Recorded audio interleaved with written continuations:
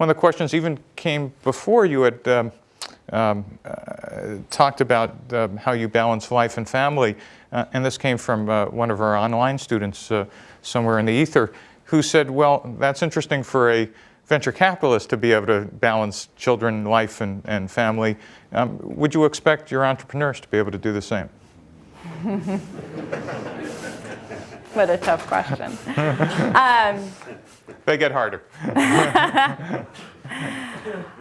So our entrepreneurs, I recognize, have, especially at this seed stage where it's sort of life or death and half the time you feel like you're dying, I know that work-life balance, it's hard to say it's balanced. And a lot of our entrepreneurs actually have families. And I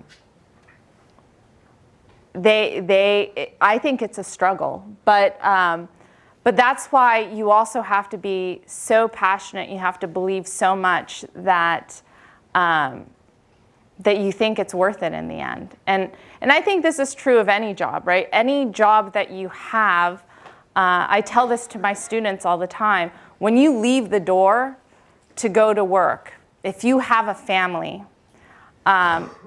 every day you're making that choice to leave your family to go to work.